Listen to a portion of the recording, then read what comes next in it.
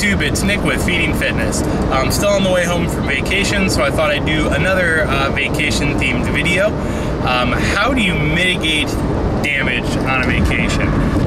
If you're like me, you're just not going to count macronutrients and pay super close attention to your diet while you're on vacation. I don't recommend it unless if you're the kind of person that goes on 6 or 7 vacations a year, you're constantly traveling, then you need to develop some kind of strategy to calculate macronutrients while you vacation. If you're like me and you go on 1, maybe 2 weeks of vacation a year, you're not going to do it. You shouldn't do it. You should relax and enjoy yourself. But there are a few things you can do to try and mitigate the damage, because you could really set yourself back in a week's time if you try hard enough. So what are some of the things I do to kind of put the brakes on the going overboard train, if you will?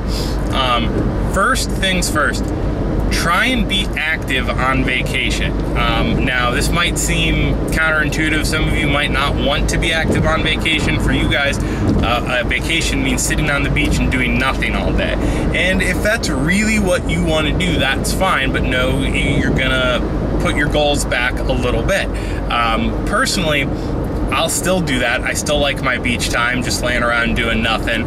But after 4 or 5 hours, it's kind of it for me on the beach. I want to do something else. So this last vacation, I was in Ocean City, Maryland. What were a couple of the things I did? Well, first of all, I walk almost everywhere. If it's feasible to get there on foot, I get there on foot.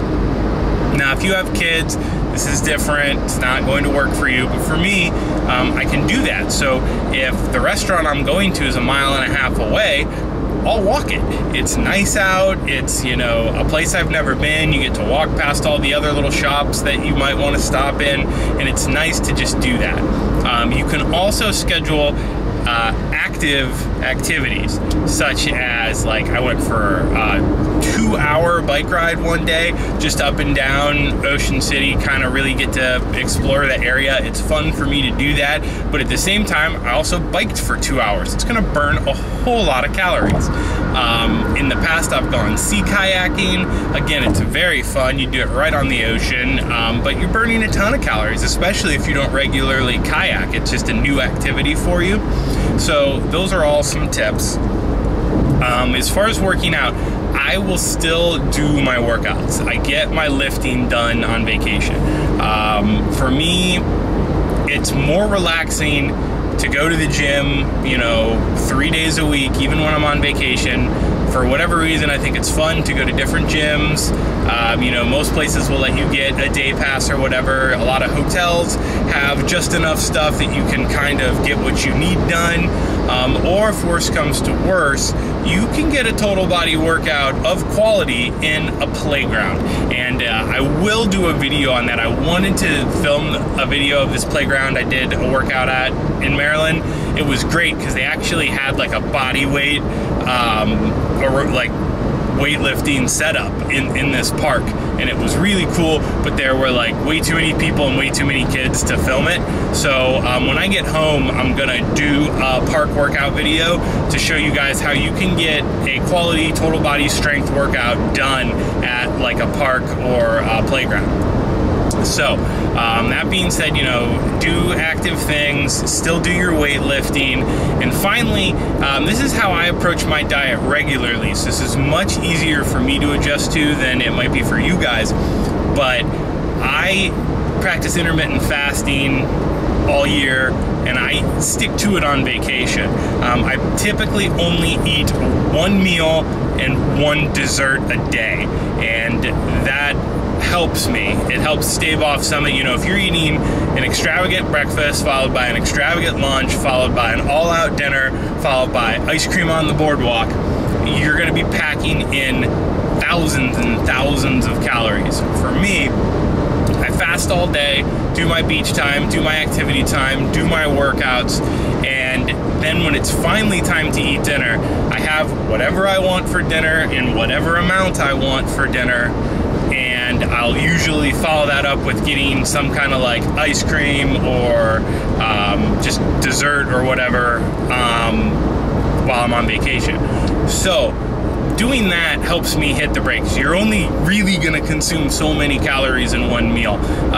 And believe me, these meals are big, and I go all out. I'll get an appetizer and an entree, and then eat half my fiance's entree, and then go get a giant ice cream cone.